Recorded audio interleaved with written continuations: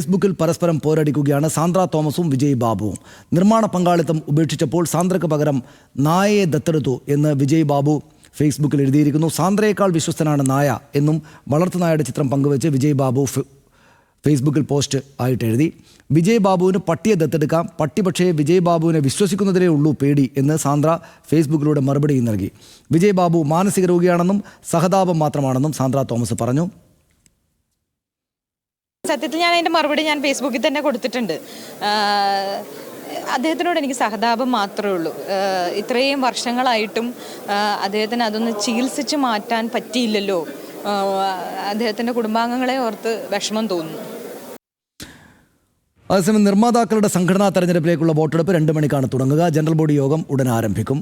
വിശദാംശങ്ങളുമായി സൈഫുന്നിസ അലിയാർ ചേരുന്നു. സൈഫുന്നിസ, 2 വാർത്തകൾ അതിനകത്തുണ്ട്. ഒന്ന്, വിജയ് ബാബു സാന്ദ്രയുമായുള്ള തർക്കം. രണ്ടാമത്തേത് ഈ നിർമ്മാതാക്കളുടെ സംഘടനയുടെ തെരഞ്ഞെടുപ്പ്. ഇതിൽ ആദ്യത്തേതിൻ്റെ വിശദാംശങ്ങൾ തരും. അത് വ്യക്തിപരമായിട്ടുള്ള കാര്യങ്ങളാണെങ്കിലും ഒരു മോശം അവസ്ഥയിലേക്കാണല്ലോ പോകുന്നത്, അല്ലേ?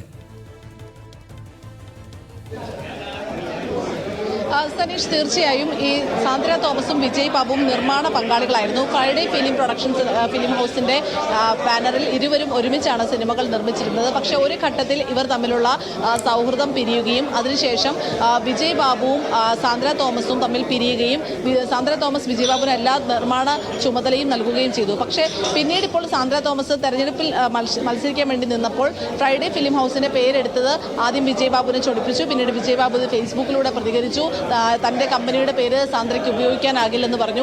അതിനുശേഷം സാന്ദ്ര കോടതിയിൽ പോയി ഇപ്പോഴും തിരിച്ചടി ഉണ്ടായി. ഇന്നലെ ഈ കോടതി ഉത്തരവ് വന്നതിന് പിന്നാലെ വിജയ് ബാബു രാത്രി ഇട്ടൊരു ഫേസ്ബുക്ക് പോസ്റ്റാണ് ഈ പ്രശ്നങ്ങൾക്ക്, ഇപ്പോഴുള്ള പ്രശ്നങ്ങൾക്ക് തുടക്കം. വിജയ് ബാബു ആദ്യം ഇട്ട പോസ്റ്റ് എന്ന് പറയുന്നത് എനിക്കിപ്പോൾ മനുഷ്യരെക്കാൾ വിശ്വാസം മൃഗങ്ങളെയാണ് എന്നുള്ളതായിരുന്നു. അതിന് മറുപടിയായാണ് സാന്ദ്ര തോമസ് ഒരു പോസ്റ്റ് ഇട്ടത്.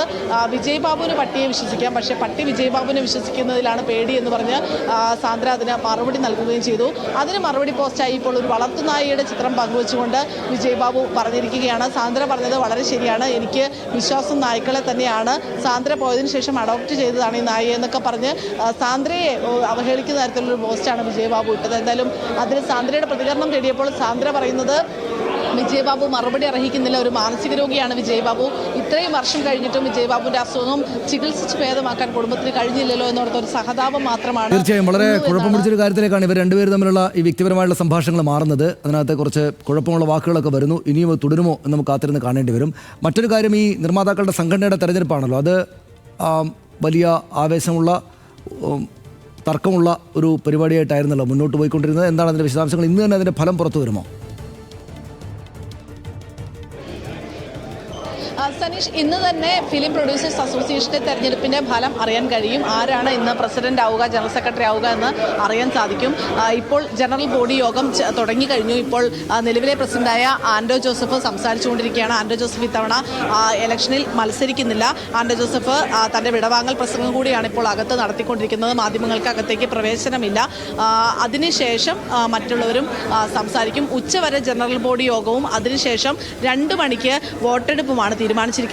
2 മണിക്ക് വോട്ടെടുപ്പ് കഴിഞ്ഞു കഴിഞ്ഞാൽ വൈകിട്ട് അല്ലെങ്കിൽ രാത്രിയോടുകൂടി ഈ തെരഞ്ഞെടുപ്പ് ഫലം പുറത്തു വരും. ഇത്തവണത്തെ ഫിലിം പ്രൊഡ്യൂസേഴ്സ് അസോസിയേഷന്റെ തെരഞ്ഞെടുപ്പ് വലിയ വാർത്താ പ്രാധാന്യം ഉണ്ടാകാനുള്ള കാരണവും സാന്ദ്ര തോമസ് ഈ വിഷയത്തിൽ ഫിലിം പ്രൊഡ്യൂസേഴ്സ് അസോസിയേഷന്റെ നിലവിലെ നേതൃത്വത്തിനെതിരെ ശക്തമായ വാദങ്ങൾ ഉന്നയിക്കുകയും കോടതിയടക്കം സമീപിക്കുകയും കേസ് നൽകുകയൊക്കെ ചെയ്തതിനു ശേഷം പ്രസിഡന്റ് സ്ഥാനത്തേക്ക് സാന്ദ്ര പത്രിക നൽകുകയും ഇത് തള്ളപ്പെടുകയൊക്കെ ചെയ്തിരുന്നു. ഇത് തന്നെയാണ് ഇത്തവണ ഇത് വലിയ വാർത്താ പ്രാധാന്യം ഉണ്ടാകാനുള്ള കാരണവും. ഇന്ന് നടക്കുന്ന തെരഞ്ഞെടുപ്പിൽ എക്സിക്യൂട്ടീവ് സ്ഥാനത്തേക്കാണ് സാന്ദ്ര തോമസ് മത്സരിക്കുന്നത്.